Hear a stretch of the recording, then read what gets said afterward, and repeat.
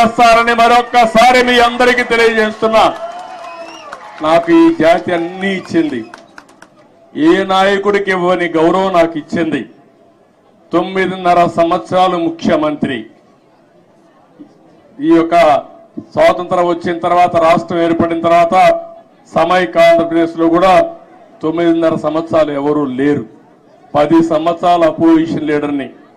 నా రికార్డు ఇంకెవరూ బ్రేక్ చేయడానికి కూడా అవకాశం లేదు. ఇది 2 రాష్ట్రాలుగా విడిపోయింది కాబట్టి.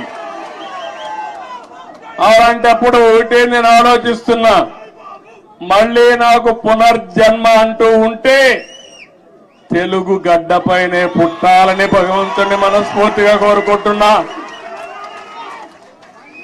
అందుకని నిన్ననే మనం ప్రారంభించాం. ఆ ప్రారంభం రాబోయే రోజుల్లో అధికార కమిటీలు వేసుకున్నాం. అదే మరి 2 రాష్ట్రాల సమస్యల్ని సామరస్యంగా చర్చల ద్వారా పరిష్కారం చేయాలని ముందుకెళ్ళాం. ఇంకా రాబోయే రోజుల్లో అవన్నీ ఒక దారికి తీసుకుపోయి రాజకీయాలు ఎన్నైనా ఉండొచ్చు, కానీ ఆ రాజకీయాలు జాతి ప్రయోజనాలే ముఖ్యంగా మనం పనిచేస్తే ఏ సమస్య ఉండదని చెప్పి కూడా నేను మీకు తెలియజేస్తున్నా. ఈరోజు మీరు ఒక్కసారి చూస్తే నేను తిరగని ప్రాంతం లేదు తెలుగు నేల పైన. ఆదిలాబాద్ మొదలుకొని శ్రీకాకుళం వరకు తెలియని గ్రామం లేదు, తెలియని ప్రజానీకం లేదు. అలాంటి ప్రజలందరినీ చూశాను. ఇప్పుడు కూడా అదే అనిపిస్తుంది నాకు. ఇక్కడికి వచ్చినప్పుడు మీ యొక్క ఎనర్జీ చూసిన తర్వాత, మీ ఉత్సాహం చూసిన తర్వాత, దీనికంటే ఏ నాయకుడైనా ఏమైనా కోరుకుంటామని అడుగుతున్నాను. మీరు నాకు అధికారాన్ని ఇచ్చారు.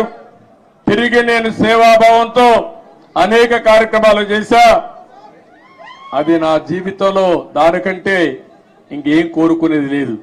కానీ నేను ఒకటే చెప్తాను, నా జీవితం ఉన్నంత వరకు, చివరి రక్తపు బొట్టు ఉన్నంత వరకు ప్రజలకు ఏం చేయాలో అవన్నీ చేస్తానే ఉంటాను. ఇప్పుడు నేను ఆలోచించే విధానం మీరు చూస్తే రాబోయే 30 ఏళ్లలో ఏం జరుగుతుందో ఇప్పుడే ఊహించి దానికి ఒక విజన్ తయారు చేసుకుని ముందుకు పోవాలనేది నా మనస్తత్వం. అందుకే ఈ సందర్భంగా నేను మిమ్మల్ని అందరినీ ఒకటే కోరుతున్నా. మీ తెలంగాణలో మా తమ్ముడు ఇప్పుడే చెప్తున్నాడు, మొన్న ఆంధ్రప్రదేశ్ లో ఎన్నికలు వచ్చాయి. ఎన్నికలు వస్తే నేను వినూత్నంగా ఆలోచించాను. ఈసారి అందరినీ సీనియర్స్ నే కాకుండా యంగ్స్టర్స్ తీసుకొచ్చాను. రీస్ట్రక్చరింగ్ ప్రారంభించాను.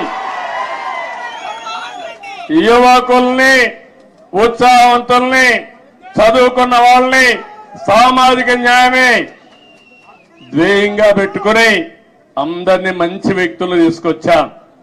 ఆ యొక్క ఇది మీరు చూస్తే బ్రహ్మాండంగా ప్రజలు కూడా బ్రహ్మరథం పట్టారు. తెలుగుదేశం చరిత్రలో ఇంత పెద్ద విజయాన్ని నేను ఎప్పుడూ చూడలేదు. 82, 84 ఆగస్టు క్రైసిస్ తర్వాత 85, తర్వాత 94, 99 ఎప్పుడూ చూడలేదు. ఒక సునామీ వచ్చింది. ఆ సునామీకి ఎక్కడికక్కడ అందరూ కూడా కొట్టుకుపోయే పరిస్థితికి వచ్చారు.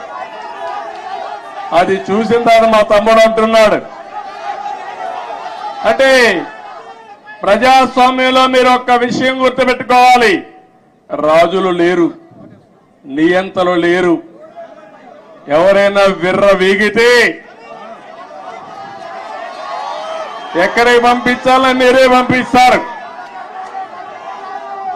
అందుకే నేను ఇప్పుడు కూడా చెప్తున్నా మా మంత్రులకి అందరికీ, అక్కడ విర్ర వేగద్దండి, భూమి మీద నడవండి, ఆకాశం నడవద్దండి.